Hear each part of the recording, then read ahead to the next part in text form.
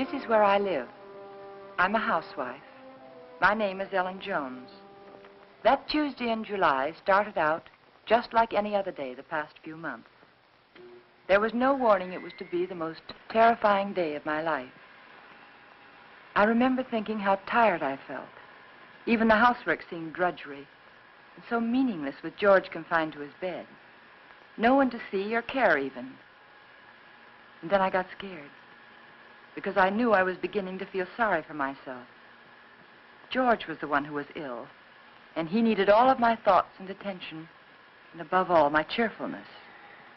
I tried not to think about us, about George, how he'd changed.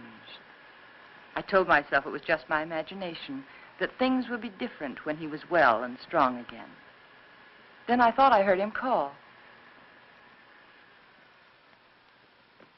George, did you call? George, are you all right? Yes, Ellen. You want anything? Not now. I've just begun work on an insurance report for the office. Well, call me, dear, if you need me. Okay.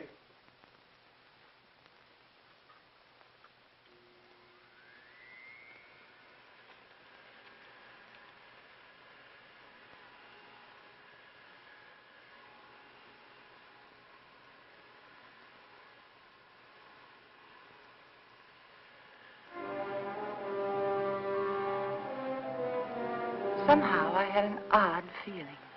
There was something about George's voice. I found myself thinking about the first time we'd met. How different he was in those days. I remember I was sitting in Dr. Graham's office. We were talking. I played one game of checkers and 2 games of rummy, and I'd written letters to a wife, a mother, and a sweetheart, and I listened for a half an hour to a homesick young ensign from Texas. He was awful cute. Now, what else can I do to help boost the morale around here, huh? You could go out to dinner with me.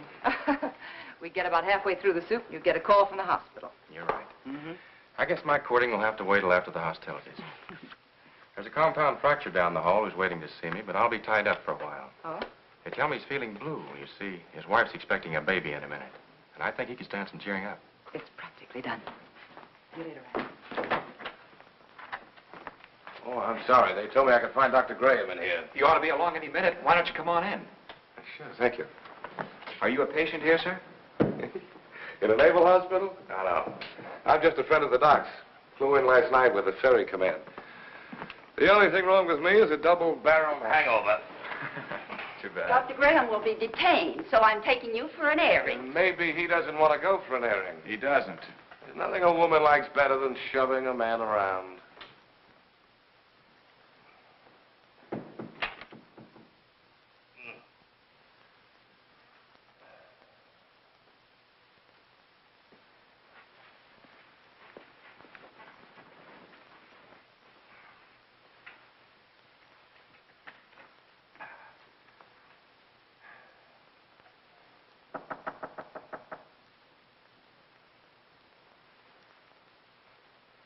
Hello.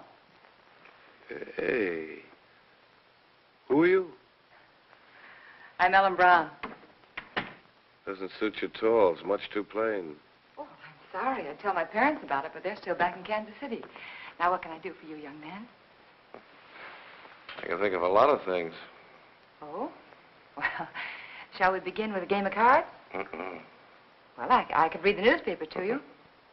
I could write a letter for you. I know. I know. I'll sit right here and you can tell me all about that wonderful baby you're expecting. Hmm? The baby you're expecting. Does Ripley know about this? I beg your pardon? Skip it. Which is your bad leg? Well, neither one of them's working very well today. Oh, my head. Is your head bothering you? Terribly. Both of them. Would you like me to rub it for you? You couldn't think of anything nicer. Good. There. Now relax. Oh, close your eyes. Now just think of something pleasant. Pretty soon you'll be going home to your wife. Won't that be wonderful? Hmm. Think what she looks like. How pretty she is. Lovely. Beautiful blue eyes, short nose, soft brown hair, and lovely, kissable lips. Well, there's nothing wrong with your morale, young man. I'll recommend to the doctor that you be sent home to your wife immediately. Wait a minute. Wait, you're all dressed. Naturally. Well, George. Hello, Ranney. Son of a gun. What are you doing here? Enjoying myself immensely? his leg isn't even broken. No? No, it Hey, isn't. Doc, what kind of nurses do you have around here anyway? Hey, what goes on here, Ellen? But when I came in here, he was lying there all covered up, and he let me make an absolute idiot of myself. Rubbing his head. Both of them. Best cure in the world for a hangover. Ellen, this is George Jones, an old and untrustworthy friend of mine. Now, remember, I saw her first. George Jones. The name suits you perfectly, completely undistinguished. I wouldn't say that, honey. Someday you may wind up wearing it. Wait. Shall we go? She's cute. It was pretty depressing having a medical student for a roommate. Oh? He was always dissecting something, including me. You gotta know what's going on inside if you expect to understand the outside. Yeah. Excuse me, sir, but you're wanted at the hospital. There's an emergency. Oh, Ran, I'm sorry. So am I. Well, back to the salt mines. See you folks later. Not if I can help it. I intend to keep you to myself for the rest of the afternoon. Oh? And for the next 2 weeks. Oh. When a lonely prospector strikes gold, he doesn't yell for his friends. He stakes a claim. How about some lunch? Yes, I'd love it. I don't like to make love on an empty stomach. No, neither do I. Especially to a perfect stranger. My Ellen, wherever did you get the idea that I was perfect? Oh, you. Would you like to switch boxes like we did when we were kids? Naturally. Oh, brother. Fried chicken, potato salad, tomatoes, cookies, oh. Gay rations, canned ham, powdered milk, chewing gum, and 4 cigarettes. Coffee. Honestly, is that the best you could do? That's the best I could do with no ration card. Oh. Now, if we were to combine forces, pool our resources, I think we might do very well together.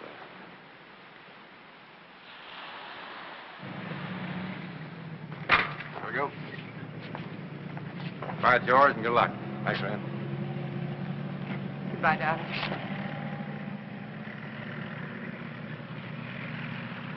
Take care of yourself. I'll be back, honey. Remember that, I'll be back. Of course. Of course. And I'll never let you go.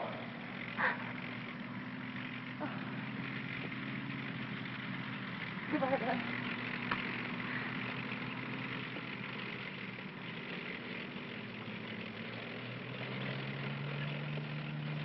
Quite a guy. Yeah, quite a guy. I'm going to marry him, Rand. I'm going to marry him just as soon as he gets back.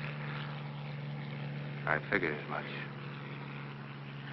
Are you sure he's right for you, Ellen? Oh, I don't know. It isn't something you think about. It's just something you feel. You know, you can't do anything about it. I know what you mean, Ellen. The guy with wings has it all over us fellas who walk around down here.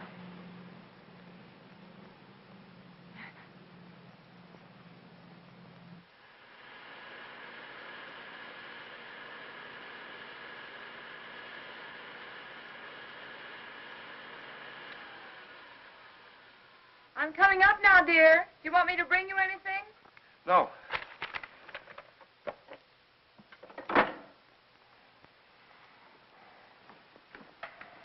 You all right? What is it? What's the matter? Get a doctor. Here, take No, not that. Get a doctor. Another doctor, not Graham. But I have to, dear. He is your doctor. Don't argue with me. Don't call Graham. Get another doctor.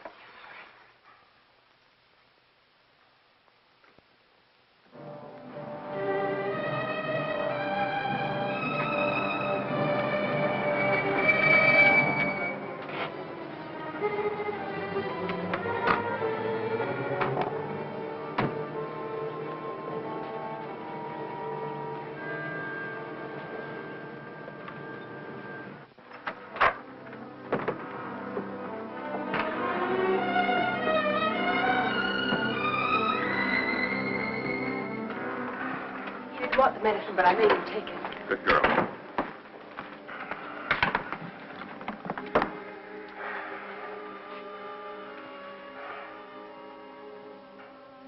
kicking? Sounds pretty good. You're evidently feeling better than when Ellen called. What time is it? 5 after 9, dear. Took you a long time to get here, Ranney. Oh, I know it seems like it, but he came just as soon as I called him. How long did it take? About 20 minutes. Fortunately, Ellen caught me as I was leaving on another call. Yes. Is there some alcohol in the bathroom? Yes. 20 minutes. I got that pain over 45 minutes ago. Why did you delay it? I didn't, dear. I lost a lot of time trying to get another doctor. But you needed him so badly, I had to. You know best. You always know best nowadays, don't you, Ellen? No, it isn't that. I just knew that he'd come sooner than anyone else.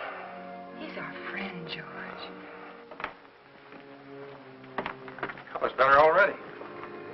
Ranney, let's not kid each other. We both know where I stand. My own insurance company wouldn't put a nickel on me. Now, look here. All of us in that same boat. Automobile taking an unexpected turn, a brick falling from a high building, heart condition like yours. They're all hazards, but that doesn't necessarily mean they'll ever happen. Think of all the chances you took during the war. You didn't worry about them. Came out feeling better when you went in. Now, the only thing you have to do is lie here in bed and let us help you get well. Isn't that right, Ellen? Yes, that's what I keep telling him. You're lucky in many ways, George. You have a wonderful wife. She's developed into a fine nurse. I don't think I'll be tying up her exclusive services much longer. Now, you've got to cut out this way of thinking. Yeah, I know. Would you mind, Ellen? I'd like to talk to George alone. No, of course not. I'll be across the hall if you need me. Those were pretty morbid things you were saying in front of Ellen. Has she complained? Certainly not. But you got to think of her, too. She's looking a little worn.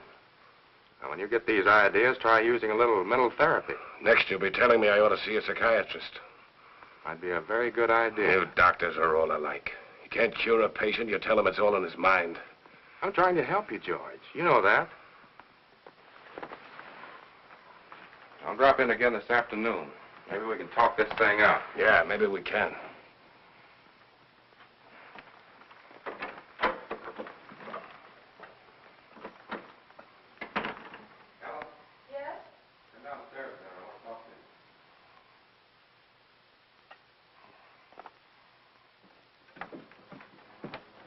Ellen, did anything particular happen to upset George this morning? No, not that I know of. Why, do you think he's worse? Frankly, I don't like his mental state. Well, I think maybe it's just the hot weather. Depresses him. He's been a very active man. It's natural for him to be depressed, but Yes. when a man's at a low ebb mentally and physically, he's prone to all sorts of imaginary fears. Yes, I know. I'd feel better if he were in the hospital for a while. No, I don't think so. Well, you want what's best for George, don't you? Well, of course, that's just it. I think it would upset him terribly. You see, he doesn't seem to want anyone else around him except me. Well, this morning, he didn't even want me to call you. Oh, it isn't that he's disloyal, Ran, or has lost confidence, but lately, he seems to have taken these sudden dislikes to people. Look, Ellen. Yes? You and George aren't just patients, you're friends. George is up there brooding, and I don't like it. Could develop into something serious. If you won't send him to the hospital, I want you to have someone here to help you. I'm sure you know what's best, Ran, but honestly, I don't know how George will take it. Well, he doesn't even seem to want his aunt around anymore. Ellen, I don't think it's wise for you to try to handle this alone any longer. You're stressed to the breaking point already. I'll take it up with George this afternoon. All right. I better get back upstairs. No, Ellen. Let him relax for a while. Oh, all right. Give the medicine a chance to work. Yeah. I want you to relax, too.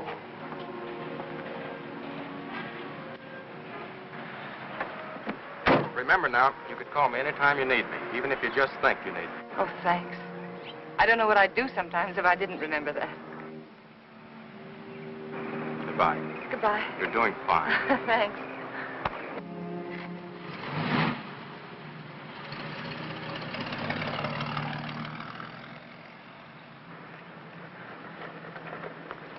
Stand where you are. Don't move. Oh, you frightened me. Did I? Yeah. Say, what are you all dressed up for? And where did you get that beautiful new tricycle? It's not a tricycle. It's a horse. Oh? A palomino. My grandpa gave it to me. Oh, he did? Well, it's beautiful, Billy. I'm not Billy. I'm Hoppy. Hoppy? Now, who's Hoppy? Don't you know who Hoppy is? No, I'm afraid I You don't. have television? What? Don't you have television? No. Want to see mine? Sure. Look inside. Well, look at that. See? Hoppy's there, too. Just like in a real television. Why, of course, I know him. That's Hopalong Cassidy. Uh-huh. Well, saved many people today, Hoppy? Oh, 60 or 100. Don't try any tricks now. Oh, I wouldn't think of it. Do you have any cookies? No, I haven't. See, the grocerman hasn't come yet, but I will have later. You know what I do with the bad men? No, what do you do? I dynamite them into little pieces. Shot them, put them in jail. Oh, I don't think the real Hoppy would treat even bad men that way. Well, really what I did was lasso them, tie them up, throw them in jail. Well, that sounds like a lot more work, and more dangerous, too. Had to take care of you, didn't I? Yeah, you sure did. Can I come in? Oh, well, honey, I'm sorry. I'm afraid not. My husband isn't feeling very well today. See? I won't make any noise. If I was eating cookies, I couldn't even talk. No, you couldn't. Well, I'll tell you what you do. After the grocerman comes, that'll be around 12 o'clock, see? You come to the back door very quietly, and I'll have some cookies for you. Okay? Okay. I'll ride my horse up now and see that no bad people make any noise. Because I'm your friend, aren't I? That's right, Hoppy. You're my friend. Beep, beep. I'm an engine, I'm an engine. I'm going to beat that car at the crossing. Beep, beep, beep, beep. Beep, beep, beep, beep.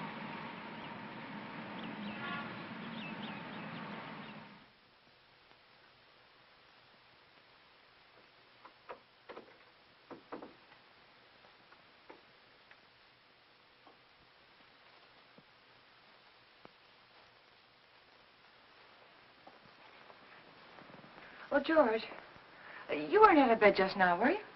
No. Oh, it must be the heat. I could have sworn I saw somebody so right... long? What, dear? It took you so long. Sorry, dear. I was talking to Billy.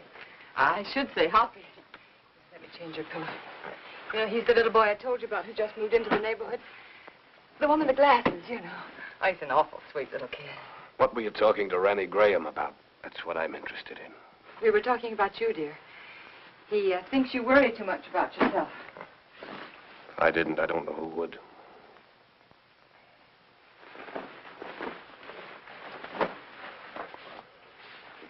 George, ever since you got out of bed yesterday to see if you could walk, I've had it on my mind. I want you to promise me not to get out of bed again while I'm out of the room. All right, Ellen. Did you call the druggist about getting the heart prescription filled? Yes, dear. He said he'd send it up later in the day. But there's enough there if we need it before. Did you tell him I'd spilled it? No, I didn't. Do you feel well enough for the paper? Yeah. Editorial page? No, just the front page is all right, thank you. Here you are, dear. You look tired, Ellen. Oh, I'm not. Just that it's so hot today. What are you thinking about, Ellen? Well, you know, I was just thinking that everything in our lives, every breath, every thought has been for ourselves. I don't think people can do that and be happy. Do you?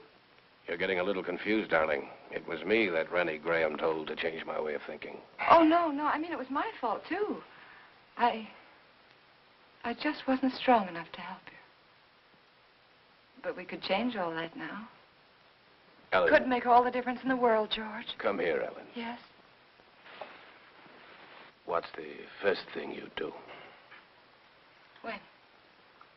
When I'm out of this bed again, away from the house? Just be so grateful that you're well. I think I'd try to do something to somebody. I mean you. For your own self. Oh. I'd like children. Yeah. Yes. And then I'd like a garden. A real garden. Like the woman next door has. And I'd find out about flowers and things, and I'd compare notes with every other woman on the block. So you'd have a garden and children, huh? Oh, isn't it good to plan again? Kind of gives you something to hold on to, doesn't it? Oh, my, it takes a long time for things to sink in, doesn't it? But you always said that, George. You always said make a plan for everything and then stick to it. All right, our plan now is for you to get well. And then afterwards... You must think I'm very stupid. Stupid? Don't you think I know you're in love with him? In love with whom? Graham. Well, that's the silliest thing I ever heard of you. You're not as subtle as you think you are, Ellen. It's quite obvious. First, I thought it was just an infatuation, but now I realize it's more serious.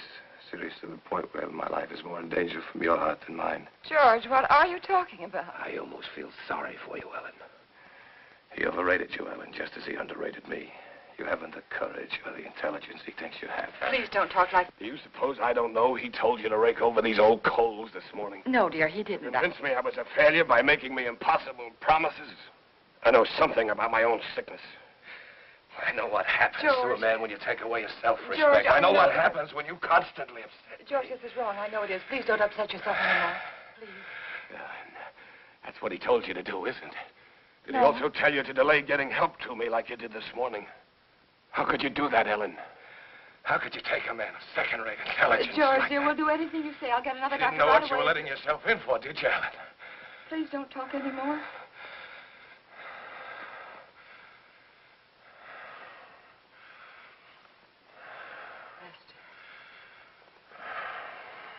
Rest.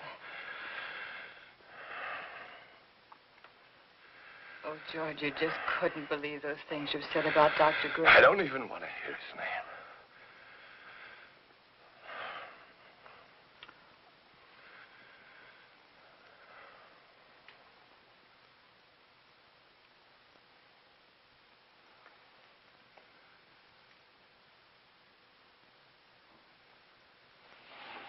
Leave it halfway up, Ellen.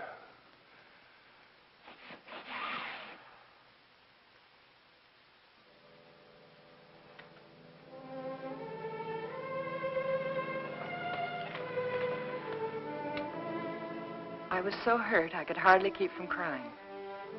But again, I reminded myself that George was terribly ill and he didn't mean it.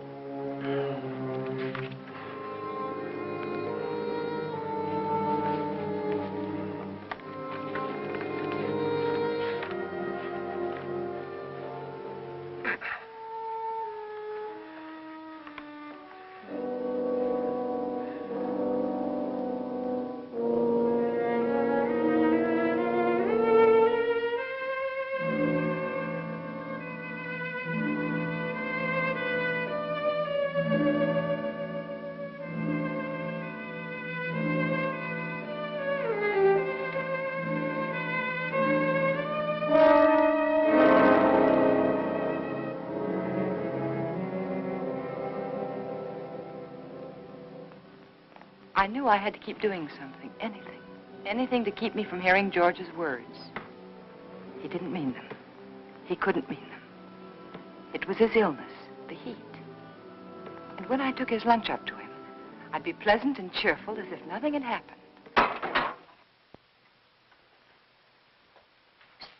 Hey. Oh, hi, Hoppy. What's the matter? Oh, you don't have to whisper now. He's awake. I was just fixing his lunch. Did you come for your cookies? Bobby's just left the bake, but I've already had my lunch. You're not begging. I want to give them to you. There you are. Take the tray. But Say, you catching a cold in this weather? you sound just like my mom. No, I'm not. Oh. I could do something, too.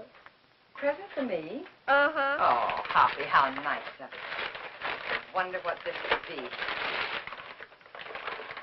Oh, that's very nice of you. Are you sure you don't want to keep it yourself? We got a big television at home, a real one. This is just a pretend one. Well, I know it is, but it's very nice, and I want to thank you very much for giving it to me. Mommy says television's good for when you're sick. Daddy says it makes him sick. Oh.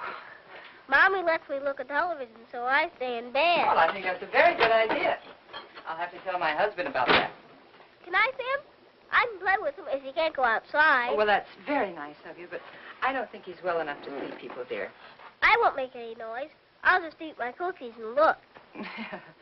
Well, perhaps in a week or two when he's feeling better, huh? Okay.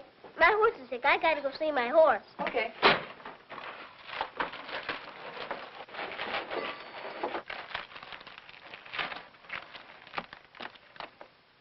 Can I take some cookies for my horse? Oh, by all means, take as many as you like. I'll go see my horse now. All right. Say, honey, are you sure you don't want to take that television set with you? The man can use it, but tell him not to break it, because I gotta use it later. Well, all right, I'll tell him. And thank you again, Hoppy. Bye. Bye. I always felt better after talking with Hoppy. I wondered how he'd look without his glasses. Ah, it's a nice thing of that kid to do. Don't break it, because I have to use it again. George wanted his lunch. That was a good sign.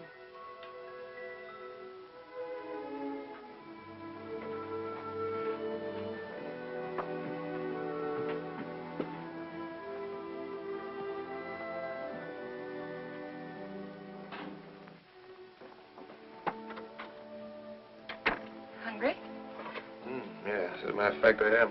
Good. Feeling much better.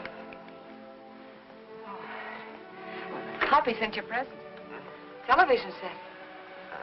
And he says not to break it because he has to use it later. You two are getting to be great pals, aren't you? Oh, yes, he's a darling little kid. He's so eager to please. Oh, honey, not now. All right. But at least you're going to have clean hands and face before you eat. Ellen, has the postman come yet? What'd you say, dear? Postman, has he come yet? Oh, no. No, he's very late today. Guess it must be the heat. Give him this letter when he comes, please. Dear, I thought you were resting. With the rest in the way. A relief to get that written. New insurance law affects the Emerson estate. I've got to check over. All right, dear, all right. I'll meet him at the gate. Give it to him. So, how's that? Good. Sure.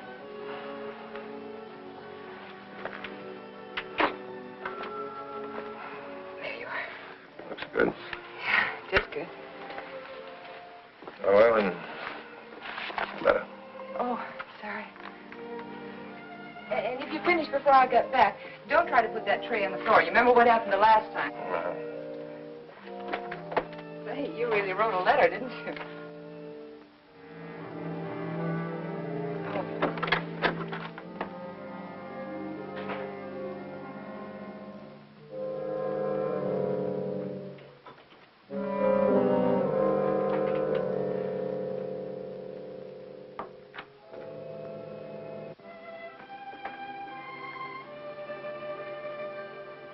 I wanted to stop a minute and chat with neighbors, but I knew George wouldn't like it.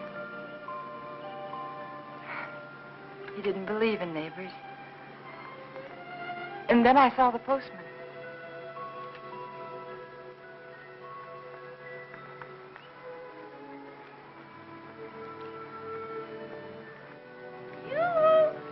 When do you think this heat's going to break?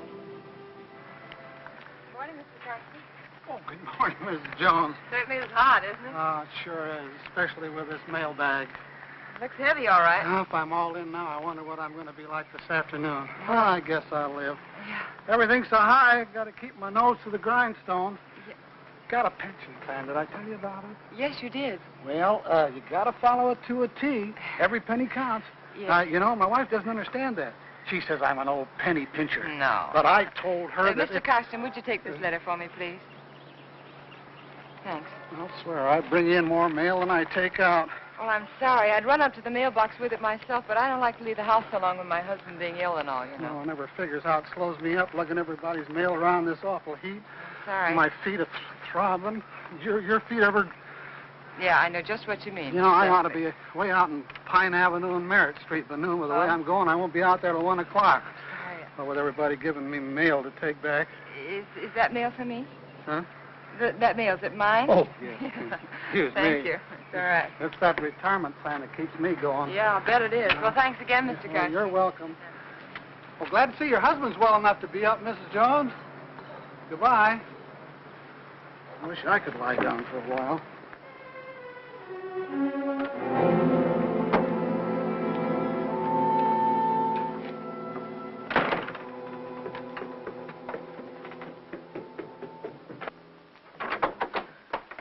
George, you were out of bed. And you promised me you I wouldn't. can't get into bed in my condition. But, dear, the postman said he saw you at the window. Did he, really? Well, no, he didn't actually say he saw you. But... Postman's got a touch of sunstroke. Yeah, me too, I guess. Oh, hot wind certainly doesn't help much. You finished? It's very nice, thank you. I'm glad you got that letter off. Come over here, Ellen. Sit down.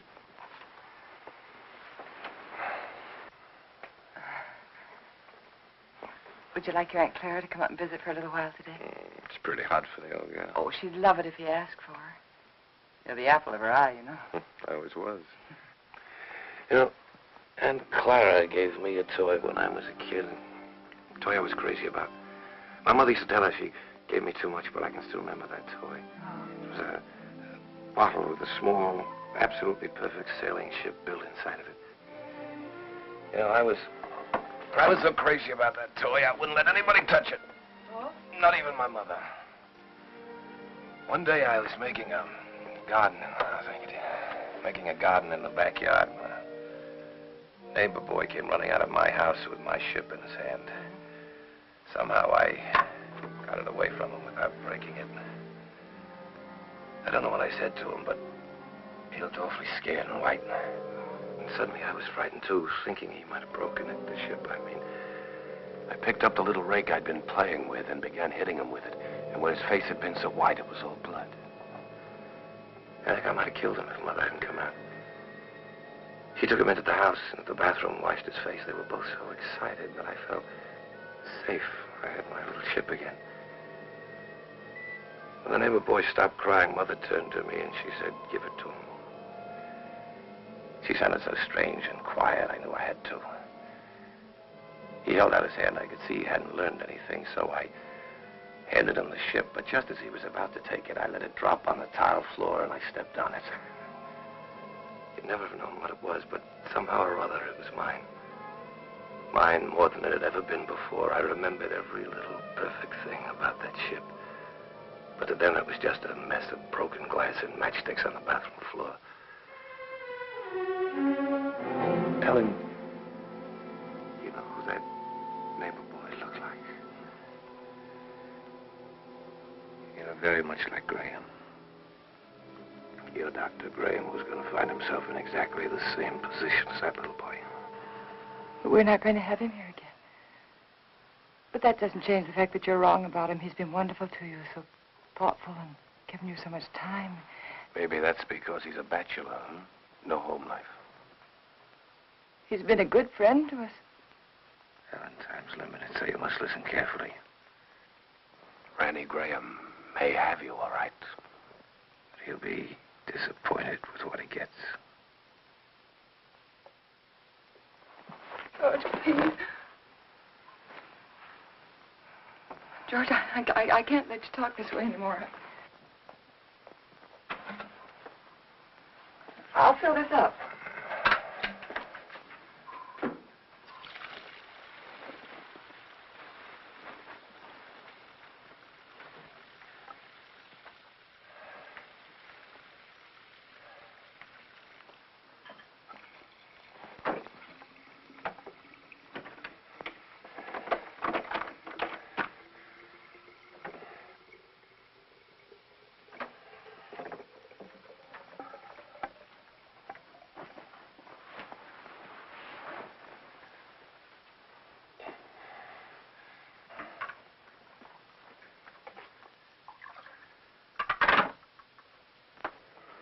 be downstairs if you want me.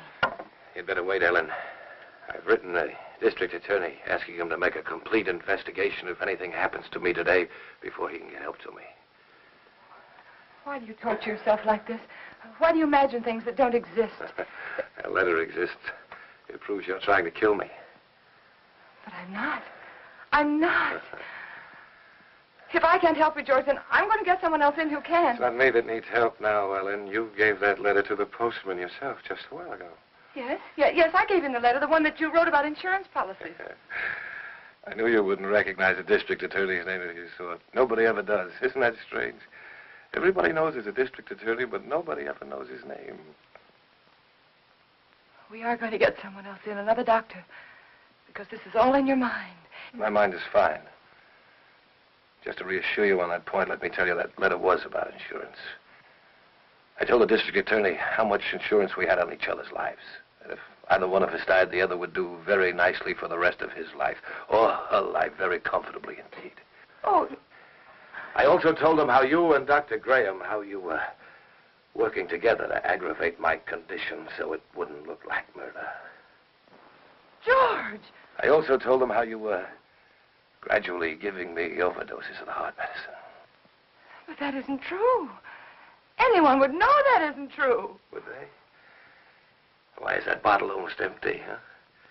We only got it the other day. Well, you told me that you spilled it on the tray. You told me that yourself, George. You didn't tell the druggist that. Oh, Mr. Phillips will make an excellent witness against you, Ellen.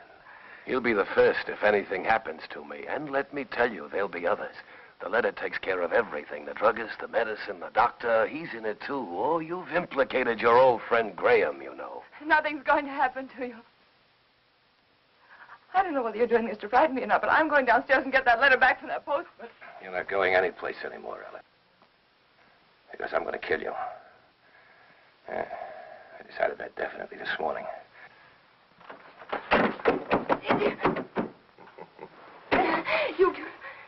You couldn't mean this, George. You couldn't. George, you know I wouldn't hurt anybody. Anybody, much less you. George, think. It's me. It's Ellen. It's Ellen. But you did want to be rid of me. It was in your mind. That's why you feel so guilty, isn't it? No. The letter will take care of Grahame. I'll take care of you myself. I'll make it look like self-defense. Please don't. There are just too many things against you, Ellen. You used to say that you were lonesome until you met me. George. George, you love me. I loved you, George. And since I've been sick, since he's been coming to the house, you've hated the sight of me. No, I haven't.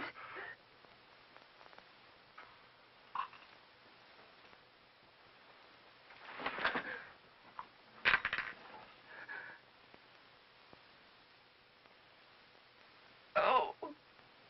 No.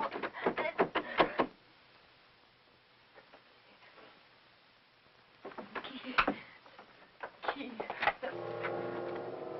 It was one of those awful dreams. The kind I used to have when George was overseas.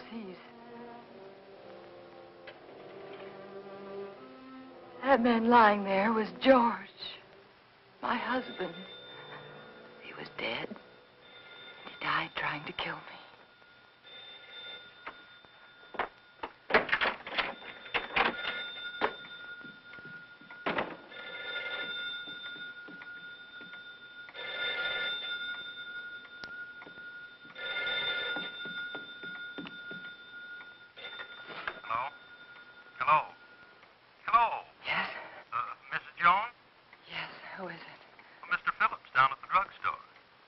What is it that you want, Mr. Phillips?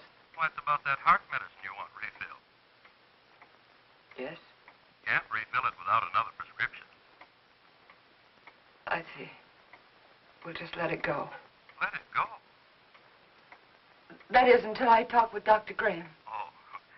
By the way, Mrs. Jones, according to my records, you got that prescription filled just the other day. But my husband knocked that bottle over on the tray and spilled it. Oh? You didn't tell me that when you called before. But that's what happened. I promise you that's what happened, Mr. Phillips. All right, Mrs. Jones. You don't have to promise anything. I didn't tell you before because I didn't think it was necessary. Well, it wasn't. Look here, Mrs. Jones, I didn't... George said that Mr. Phillips would be a witness against me. A witness. Got that prescription filled. I'd warned you, that's all. I'll see that you get another prescription. Yes, you just get in touch with Dr. Grahame. Oh, why didn't I tell him about George?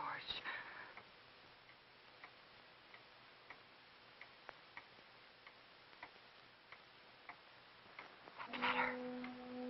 I had to get that letter back. I couldn't tell anyone about George until I got that letter back.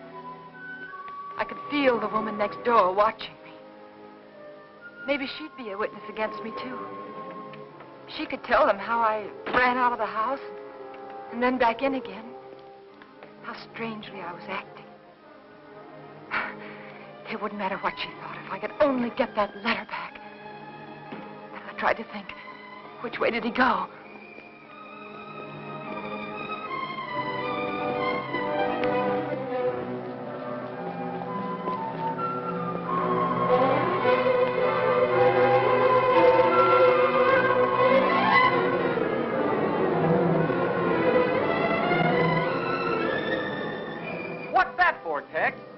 Who knows? The heap needs everything we can put in it. Yeah, but what'll it do? Who cares? Pardon me. Can you tell me, did the postman go by here yet? The postman? Yeah. Yeah, old Oddball plowed his way through here a little while ago. Oh, which way did he go, do you know? That away. Oh, thanks. Yeah, up that way towards Merritt Street. You know. Yeah, I know.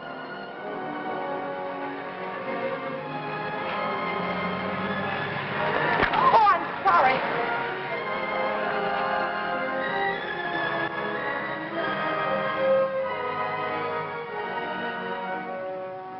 That's right. You know, every time I go home at night, I always tell my wife, Laura, if it wasn't for that pension plan of you, I just never get up. I just drop in my tracks one of these days, and that'd settle it. I just never get up anymore, and that's all.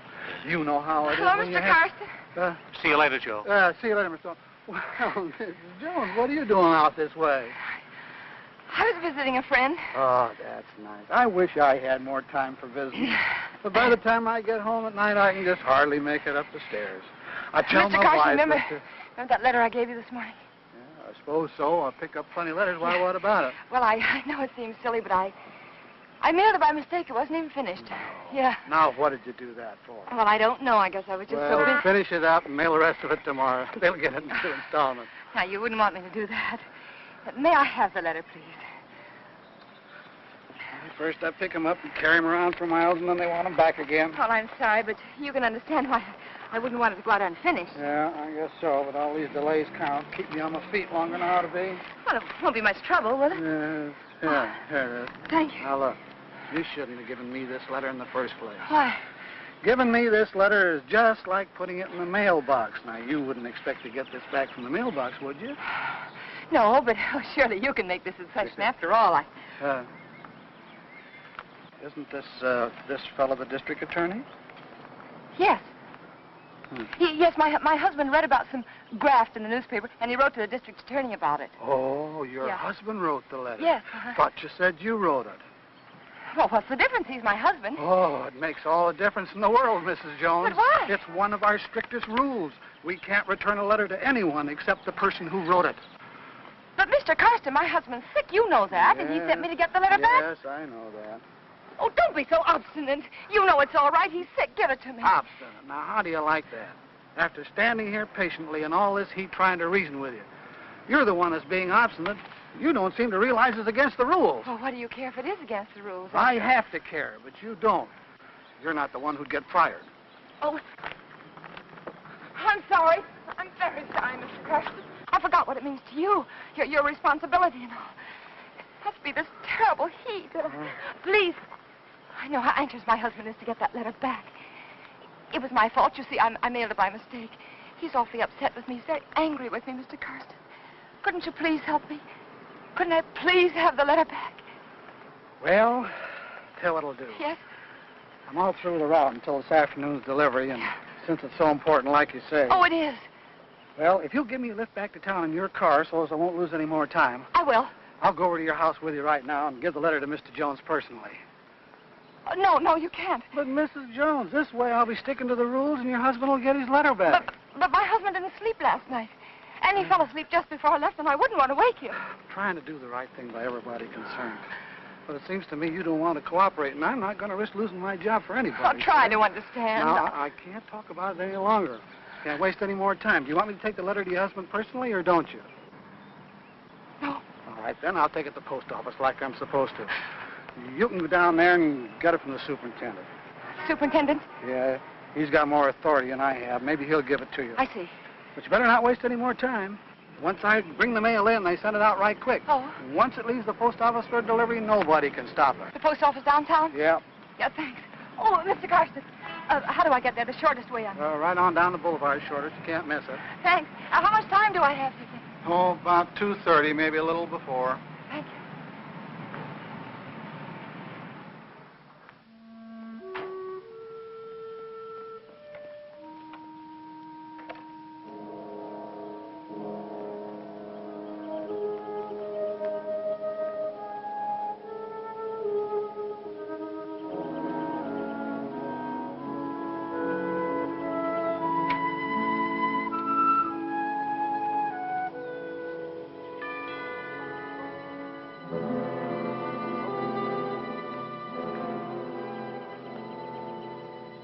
Ellen? Ellen?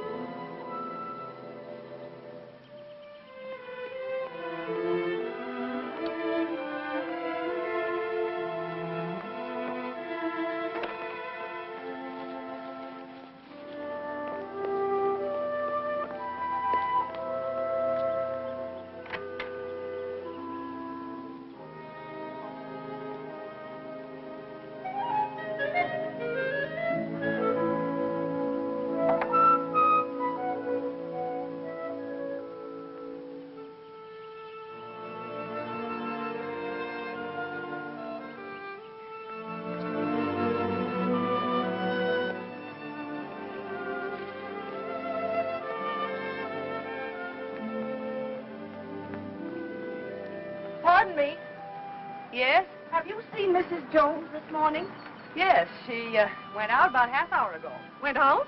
Yes? But what about George? Mr. Jones. She hasn't gone off and left him alone, has she? Well, her husband's sick, you know. So I've heard. Of course, I never really met them, though I haven't lived here long. I can't imagine her going off like that. I'm Mr. Jones's aunt. I made him some jellied consomme. I packed it in ice. It's melting. I never dreamt I wouldn't get in. I could tell you where the key is. The key? Perhaps you'll think it's nosy, but I happened to see her when she locked the door. Well, isn't that good of you? The front door? Yes, it's right over there, above the door. Thank you. I don't know how you stand in the sun without a hat on. I'd dry up like a pea.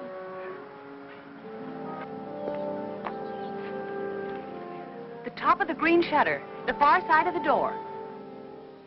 I found it. If there's anything I can do for you, just call me. You're very kind. Thank you.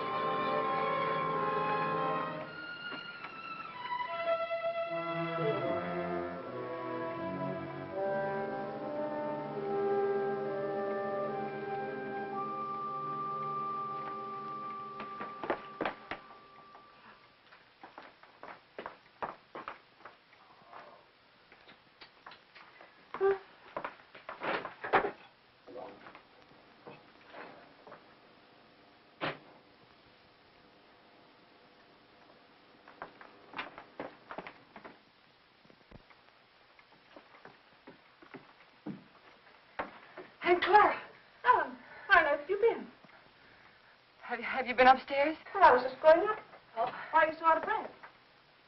Why, I've been running and... Running in all this heat, you should have more sense. How did you get in, Aunt Clara? I found the key on the ledge. Oh, there, look at that. It stripped right down my dress. Now it's ruined. I was worried half to death. I thought something had happened. Happened? I never known you to go off like this. How's George? He's all right. Well, I even rang the bell. Just a jab. Is he taking one of those sedatives? Yes. Oh, people take too much medicine nowadays, if you ask me. When I was a girl, we had homeopathic doctors. Wonder what ever happened to them. Anyway, they gave you very little medicine, and all of it tasted good, even the tonics. And no Barbasils at all. Well, and I never seen you look so tired and worn out. Why don't you ask that doctor to give you something? I'm all right. Looks a little young to me to be a good doctor. After all, if you and George like him so much, confidence is half the battle. Ellen, you look awful peaked. Ellen, you're not letting yourself go, are you, dear? Oh, I know I look terrible. When George fell asleep, I had some errands to do, and I'll get you some. I just thought I'd go and take care of them without bothering to change. You know how it is. You sure you're all right? Yes. Why don't you go upstairs and lie down for a bit, dear? Take a little snooze. It'll do you good. I'm not tired. Really, I'm not. Well, after all. Oh, Clara, I have so much to do today. Oh, sit down, Ellen. Lean back. Relax. You'll be on your back before you know it if you don't watch out. After all I want to do is to help. From now on, I'm going to have more time, too. Ellen, I forgot to tell you. I resigned. Resign? From the Helpers Guild after 15 years. I'm not helping anymore. I'll leave the kitchen door open, and then we can talk while I'm cleaning up out there, all right? Oh, might as well. You're so fidgety. Oh, Ellen, while you're on your feet, will you bring me a damp cloth? For 15 years, I was in that guild. And for the past 5, I was treasurer. And for the last 3, they were promising me the presidency. So what happens? Last Tuesday, they let Cora Comstock. You know, Zachary's brother's wife. Well, I was furious. Zachary said I was hasty. But after 15 years, you know, I've never known a small woman yet who wasn't always boasting about her little hands and tiny feet and trying to run everything. The best I can do. You think I was right? 15 years, after all. Zachary was upset. He says I need lots of outside activity, lots. And I agree. That Cora, she hasn't got any precious bone in her body. I thought if she didn't stop, I'd scream. He's playing a late game because of you. I always tell him he plays too much at his age. But that's just one of the worries of being married to an older man. Oh, Alan, why don't you have some of that jellied consomme? At least it was jellied when I left home. Tried. It's tasty, and it's full of vitamins. I'd like someone to enjoy. After all, it ruined my dress. Oh, I think I'll run up and pop in on George. If he's asleep, you can tell him later that I peeked him. Hey, Clara! Clara! What is it, Ellen? There's something I must tell you. Well, what is it, dear? What's the matter? Are you having trouble? Yes. I didn't want to tell you, but now I think that I must. Don't. Take my advice and don't. You'll only be sorry later that you did. I thought it was funny your being out like that and not going up to see George when you came in. But you don't understand. Yes, I understand. I'll just say goodbye to him. No, please don't. I didn't want to tell you this, but George said that the last time you came to see him, you upset him terribly. And he said to tell you that if you came again today, to tell you that he just couldn't see you. Upset him? You must remember he's ill. Upset him? Well, I've a good mind to tell him something. No, please. Well, I wouldn't think of humiliating myself. He knew I was here all the time. Well, he's rude, mean, and selfish before he was sick, and he's rude, mean, and selfish since he's been sick. I'm sorry I had to tell you this. Well, I thought when I first met you, you'd do something for him, change him somehow. But I must say he hasn't changed at all. He's worse, if anything. And Ellen, you can tell George for me that a man wrapped up in himself makes a very small package. I wondered how much time I had. She was right. I must look awful. I had to fix myself up before I could go to the post office. I had to go in there. I was terrified, but I knew I had to.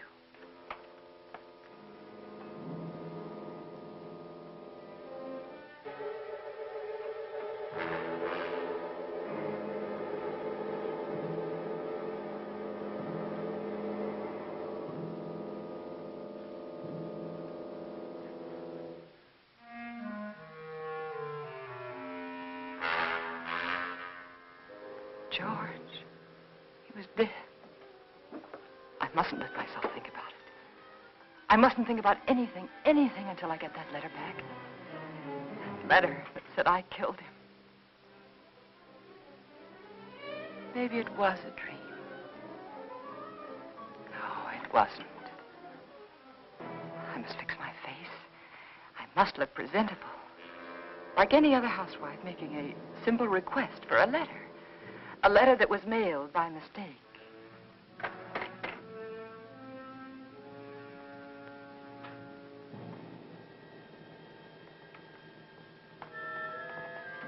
The gun. It was still in George's hand. Somehow I knew I shouldn't leave it there.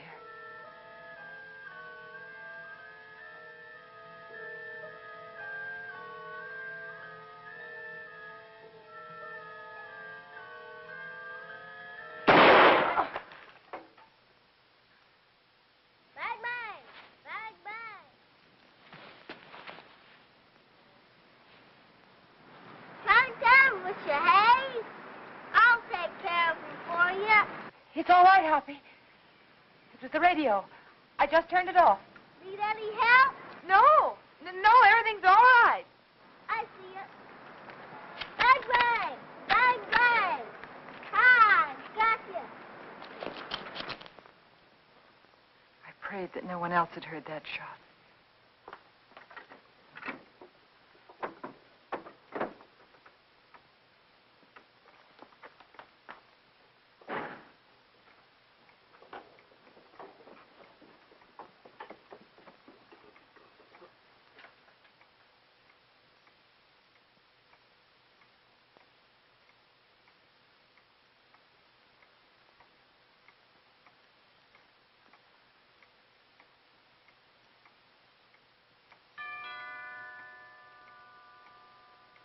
I thought perhaps if I didn't answer, he'd think no one was home and he'd go away. But he didn't. He just rang the bell again and then stood there.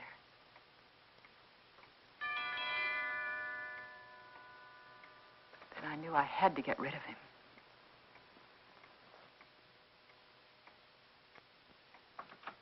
Yes? Good afternoon. I'm Mr. Russell. Yes? I'd like to see Mr. Jones. He's expecting me. Expecting you? Yes. He telephoned me the other day. Well, there must be some mistake. My husband is not well. He isn't able to leave his bed. He told me he was ill, but he did telephone to be here this afternoon. Well, nevertheless, he isn't well enough to see anyone. But it's a business matter, Mrs. Jones. I'm sorry. But the doctors forbid him to see anyone. He warned me that I'd get some resistance from you. He did? He explained that you were over-solicitous about his health, but that I wasn't to take you seriously. Oh. Your husband only wants me to authenticate some legal papers. I'm a notary. Won't take but a few minutes. I'm sorry. I've already told you he isn't well enough. He's had a relapse. The doctor just left here a few minutes ago. And he said he wasn't able to see anyone today. Not anyone. Well, I'm sorry to have bothered you, Miss Jones. Oh, that's all right. I'll leave my card. Perhaps you'll call me. Yes. Better. Yes, I'll call you. Good afternoon. Goodbye.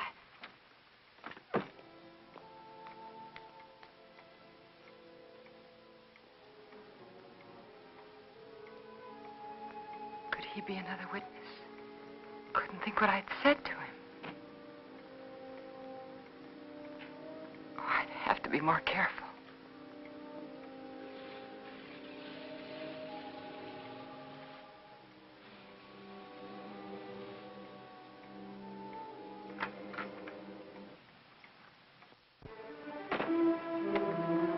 Suddenly I remembered what happened the last time.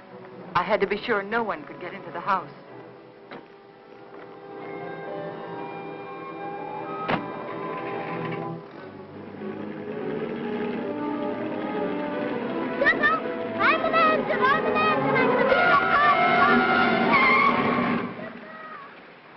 Hi. Been to the crossing, didn't I? Billy. Where are you going? Are you all right? Sure. Can I go with? No, you can't. I'm sorry, I'm late. And for heaven's sake, be more careful, will you? Don't you ever do a thing like that again. Do you hear me? Okay. My horse ate up all the cookies. Well, I'll give you some more later on. After that?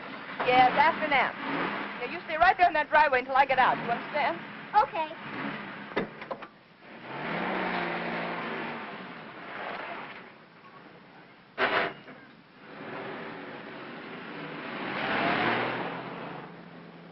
All I remember about the drive downtown was I kept thinking, this time I must control myself.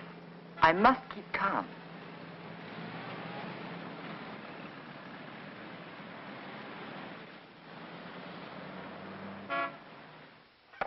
We caught it in plenty of time, Mrs. Jones. It was brought in just a little while ago. Wasn't even processed yet. Then I can have it now? Of course. Heaven. I'm glad we caught it in time for you. My husband will be so pleased to have it back.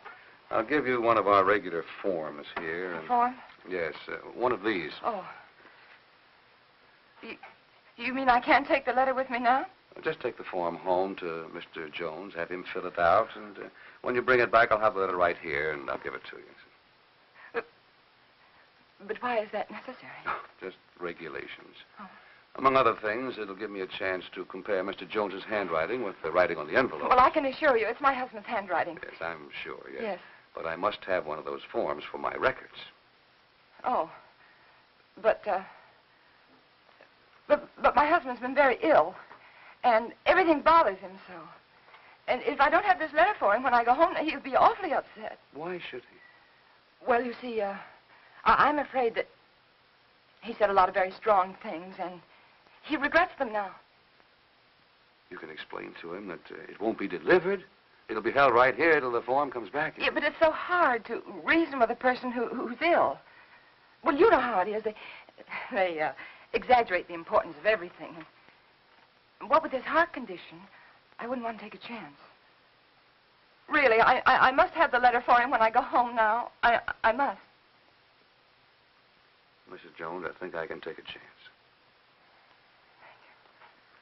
I'll let you fill out the form for your husband. That's very nice. On one condition.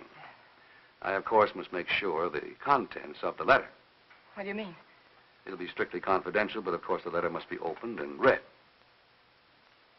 Open the letter? Yes, to make sure that it is the letter to the district attorney, as you say. No, you can't. I beg your pardon. I won't have anyone prying into my husband's mail. Prying? I want that letter back, you understand? Unopened. Mrs. Jones, I was about to tell you, if you'd let me finish, that I would call your husband for you. Explain the situation reasonably and ask his permission for you to open the letter, not me. I'm sorry. I'm very sorry. I didn't mean to say that. But you don't seem to understand. No, I don't understand, Mrs. Jones. And I have no alternative but to send the letter on through the distributing room. Good day.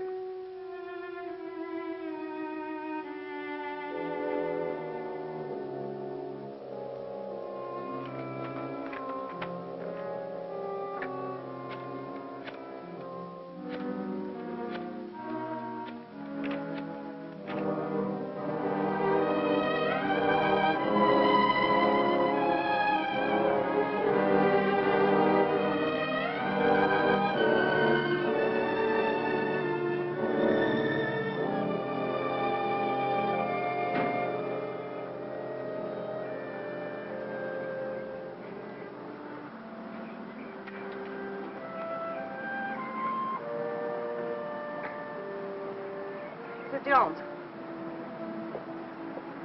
Mrs. Jones. I don't want to intrude, but I couldn't help noticing you all day long. I've had the feeling that something was wrong, and I'd so like to be able to help you. Oh, I know we haven't been too neighborly, but trouble's something else again. Can I help you? Is there something I can do for you?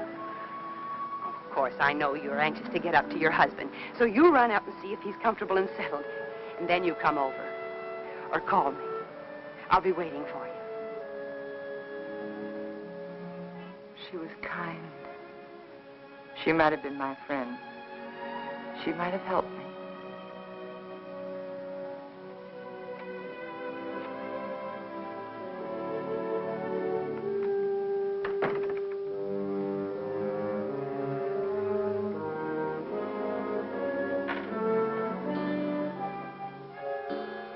And then I remembered Rand. He said he was going to stop in again to see George. I couldn't let him do that. He mustn't come here again. Ever.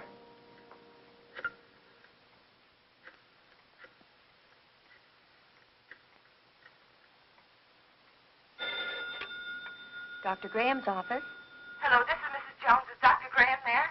Oh, he isn't here, Mrs. Jones. Can you locate him, please? It's urgent. It's an emergency. I could trace him through his house calls. Please do. It's very important that Dr. Graham doesn't come here today.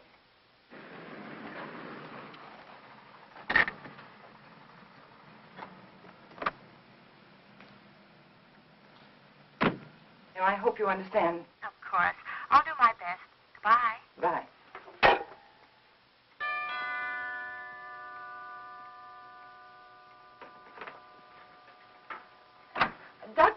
called your office, and I just told your nurse that I... Well, George felt he wanted to consult another doctor. And I did, too. And he just left, and I really think it would be better if you didn't see him again today. Oh? What doctor did you call? Oh, I'm sorry, I've forgotten his name. I called the lady next door for her doctor, and she gave me his telephone number, and George liked him very much. I see. Yes. Is he a heart specialist? Yes. That is, I think so. Mm-hmm. What was his diagnosis? I don't know. But really, George is feeling much better. I'll call you tomorrow. Now, wait a minute. What's happened, really? Well, you see, after... No, please don't, please. Don't go up there. It's better for everyone if you just don't go up there.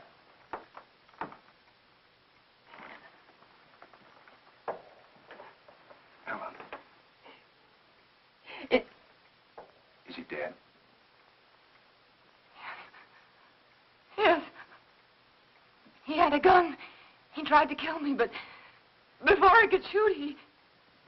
Take it easy, Ellen. Take it easy.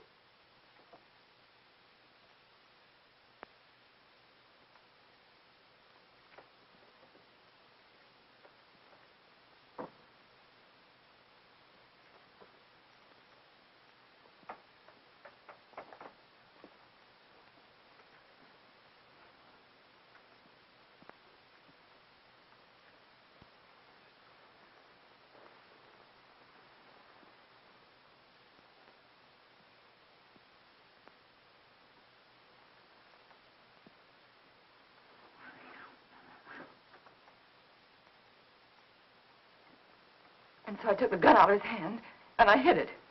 I had to. It looked as though he died protecting himself from me. All right, Helen, but why didn't you want me here? I don't know how to tell you. That letter said that we planned his death together. That you told me to aggravate his condition, to give him overdoses of his heart medicine. And if they come here and find you here, they'll think it's true, just like George said. Helen, his mind was going. I tried to tell you this morning. He wasn't responsible. They won't believe me. How could they? I did everything wrong. Everything, just like he said I would.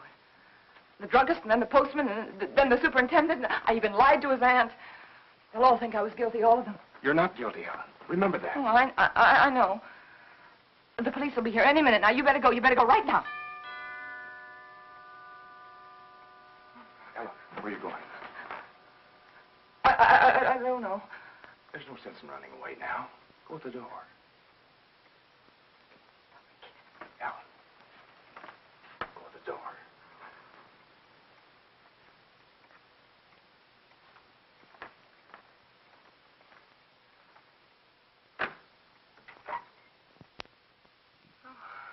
Hello, Miss Jones.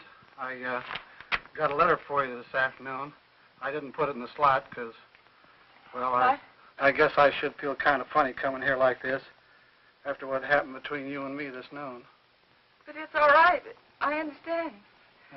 Here's the letter you gave me to mail this morning. What? Surprised I didn't realize it at first, a thick letter like that and only one stamp. Those public officials like the district attorney won't accept postage due mail, you know. Insufficient postage? Yeah, the other end just won't pay the postage in these cases, and we have to return them to the senders. How do you like that? Not enough postage, and we have to deliver them twice. Yes. Crazy business. You know, some folks might think I'm stingy. I know these extra stamps cost only just a few cents, but yes, I understand. if I multiply you by everybody else... Yes, I understand. And thanks again for the letter, Mr. Carson. Oh, that's all right. Goodbye. And thanks again, Mr. Carson, for bringing the... Welcome.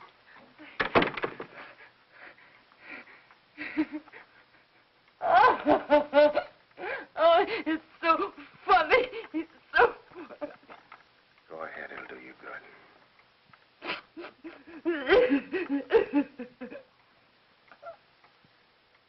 You know, I tried so hard to get... All right, Ellen.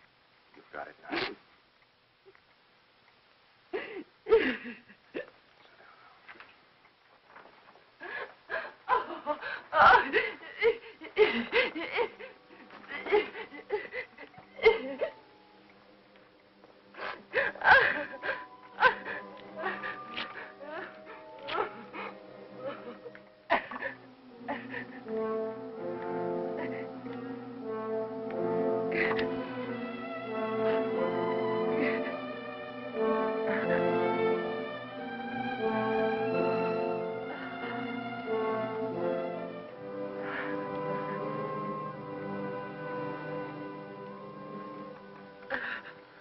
And then I knew what people meant when they said their heart was broken. All that was left of George and me and our marriage was that little pile of ashes. I knew that somewhere, somehow, I'd have to begin to live again. But right then, all I could do was pray to lose that one day. That one terrifying day.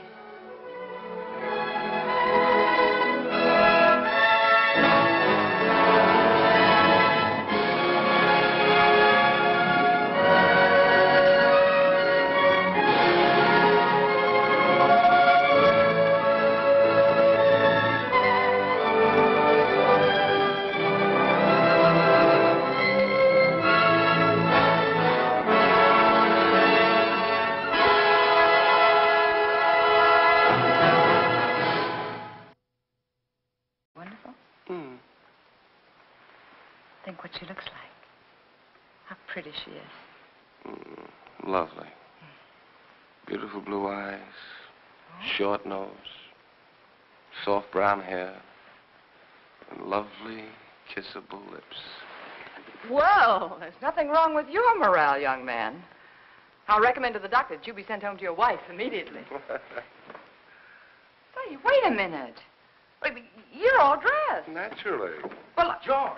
Hello, Ranney. Son of a gun. What are you doing here? Enjoying myself immensely.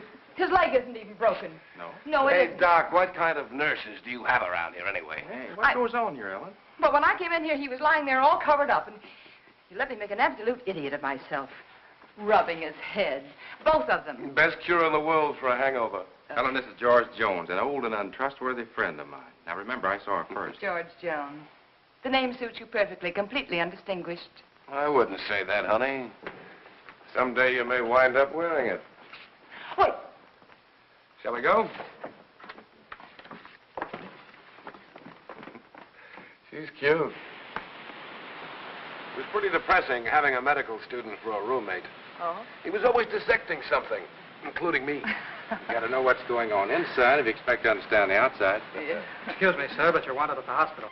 I played 1 game of checkers and 2 games of rummy, and I've written letters to a wife, a mother, and a sweetheart, and I listened for a half an hour to a homesick young ensign from Texas. He was awful cute. Now, what else can I do to help boost the morale around here, huh? You could go out to dinner with me. We get about halfway through the soup, and you get a call from the hospital. You're right. Mm-hmm. I guess my courting will have to wait till after the hostilities. There's a compound fracture down the hall who's waiting to see me, but I'll be tied up for a while. Oh? They tell me he's feeling blue. You see, his wife's expecting a baby in a minute. And I think he could stand some cheering up. It's practically done. See you later, Ranney. Oh, I'm sorry. They told me I could find Dr. Grahame in here. You ought to be along any minute. Why don't you come on in? Sure, thank you. Are you a patient here, sir? In a naval hospital? No. I'm just a friend of the doc's. Flew in last night with the ferry command. The only thing wrong with me is a double-barreled hangover. Too bad. Dr. Grahame will be detained, so I'm taking you for an airing. And maybe he doesn't want to go for an airing. He doesn't. There's nothing a woman likes better than shoving a man around.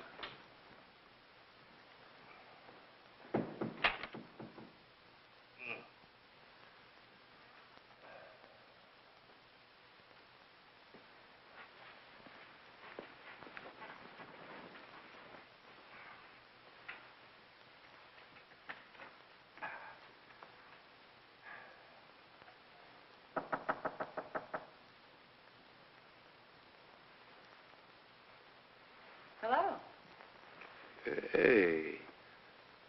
Who are you? I'm Ellen Brown. Doesn't suit you at all. It's much too plain. Oh, I'm sorry. I'd tell my parents about it, but they're still back in Kansas City. Now, what can I do for you, young man? I can think of a lot of things. Oh?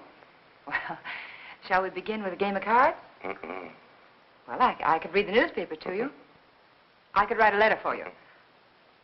I know. I'll sit right here and you can tell me all about that wonderful baby you're expecting. The baby you're expecting. Does Ripley know about this? I beg your pardon? Skip it. Which is your bad leg? Well, neither one of them's working very well today. Oh, my head. Is your head bothering you? Terribly. Both of them. Would you like me to rub it for you? You couldn't think of anything nicer. Good. There. Now relax. Oh, close your eyes.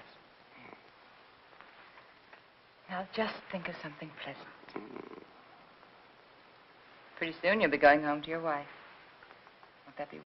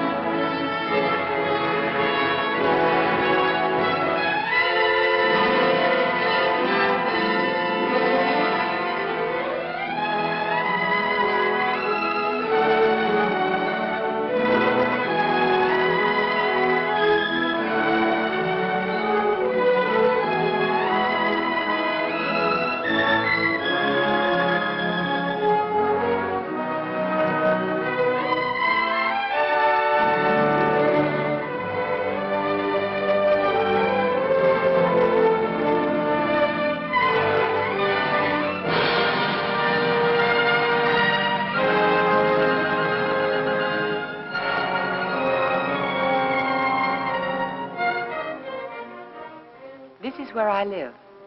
I'm a housewife. My name is Ellen Jones. That Tuesday in July started out just like any other day the past few months. There was no warning it was to be the most terrifying day of my life. I remember thinking how tired I felt. Even the housework seemed drudgery and so meaningless with George confined to his bed. No one to see or care even. And then I got scared because I knew I was beginning to feel sorry for myself.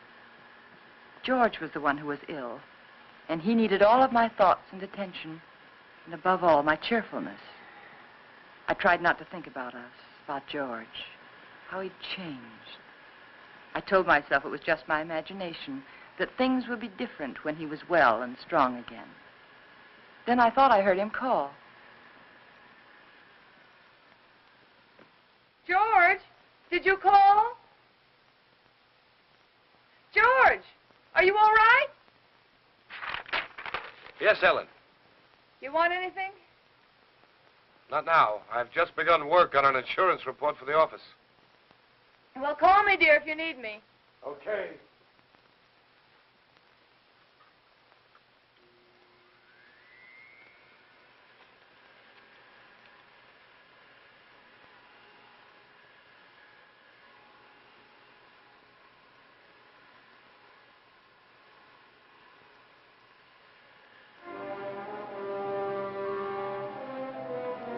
Somehow I had an odd feeling.